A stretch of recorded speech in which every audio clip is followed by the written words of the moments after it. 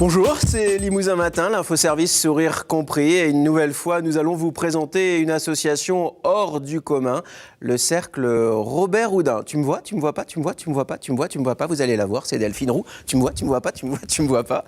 Ouh, quel le Cercle... Ouh, mon assistante. Alors, le Cercle Robert Houdin. Le Cercle Robert Houdin a été créé en 1964 en Limousin par un monsieur qui s'appelait Max Diff. L'association propose des spectacles de magie en Limousin. Elle compte environ une trentaine d'adhérents. C'est parfait. Et pour nous en parler, Sébastien Deschâtres rejoint ce plateau. Bonjour Sébastien. Bonjour. Comment ça va? Ça va bien. Vous êtes magicien? Je suis magicien. Mais un vrai? Un vrai magicien? Est-ce qu'il existe vraiment des vrais magiciens? Il n'a rien caché dans ses manches. J'ai pas de Non, ça, manche. visiblement, non. Alors, Delphine parlait de Max Diff. Voilà un personnage important lorsque l'on parle du cercle Robert Houdin.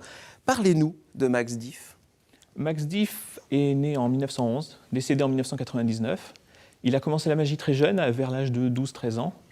Et très vite, il a monté un petit groupe avec des copains pour faire de la magie au public. Après, il a continué professionnellement tout seul. Il a voyagé à travers le monde. Et il a décidé de créer, en 1964, avec d'autres amis magiciens, le Cercle Robert Houdin du Limousin. Robert Houdin, évidemment, qu'on ne présente pas, hein, c'est le maître Oui. des magiciens. Max Diff avait lui-même appris la magie où? Tout seul, Tout seul. autodidacte. Autodidacte. Oui, oui. C'est ça, cette discipline, elle est assez magique, entre guillemets. Pour ça, c'est-à-dire qu'on peut apprendre seul, hein. On apprend seul, oui. Alors, vous êtes venu avec un jeu de cartes dans vos mains. Non, même pas un jeu. Même Uniquement pas un 4 jeu. cartes. Et vous allez nous faire un tour. Oui. Je ne vous en dis pas plus, regardez bien. 4 cartes, attachées par une vis, un écrou et 2 rondelles. Pour simplifier, j'ai pris 2 rouges et 2 noirs.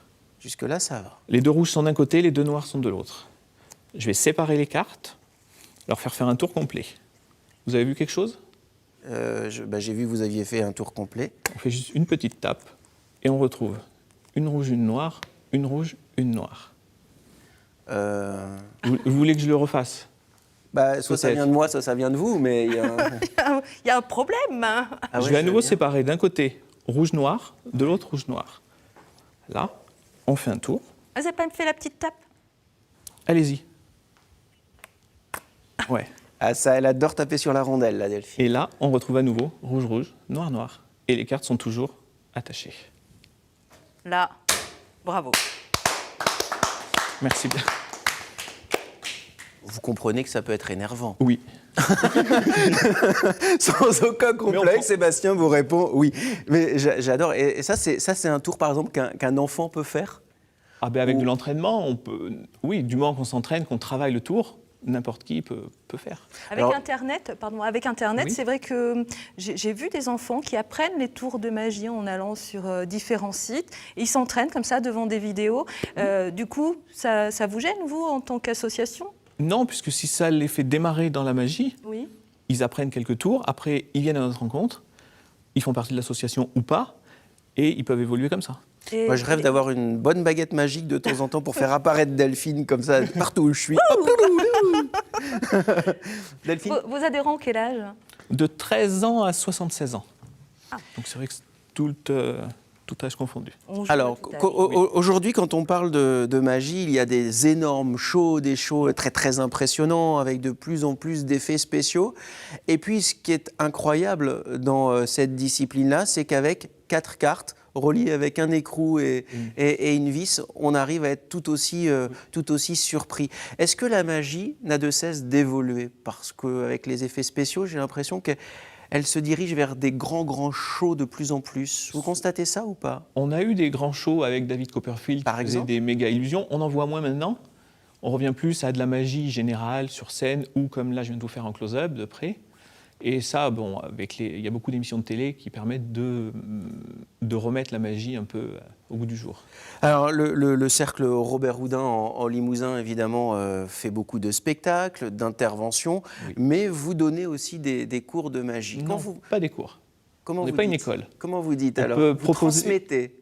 Aux membres de l'association, Oui. oui, on transmet notre savoir. S'ils ont besoin de conseils, on leur donne, on peut les coacher. Mais en aucun cas, on est une école.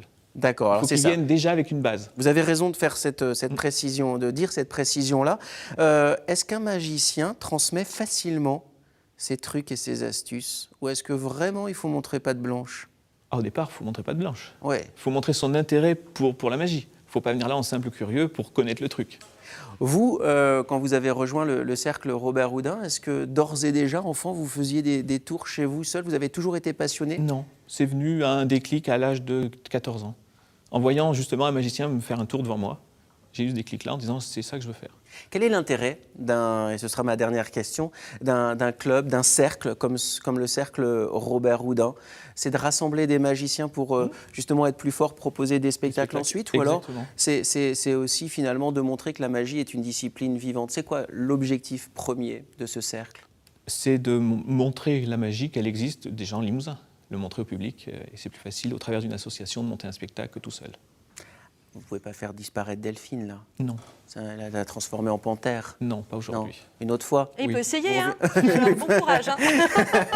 Vous en savez un petit peu plus sur le cercle Robert Houdin. Et si vous voulez en savoir encore plus, vous allez sur notre site internet et bien sûr sur notre page Facebook. Et nous, on va rester avec Sébastien pour profiter de ces tours de magie. À très bientôt. On peut le refaire? Non, on ne fait jamais 2 fois de suite le même tour de magie. Ah, vous êtes malin. Ah ouais, non, c'est vrai, on fait jamais 2 fois Non, le même. parce qu'au premier, vous avez la surprise, Ouais, et au deuxième, vous n'avez plus la surprise. Donc vous cherchez le truc. d'accord. Et voilà. Il peut, ça peut. Non, il n'y a pas du tout. Non, il n'y a pas de truc.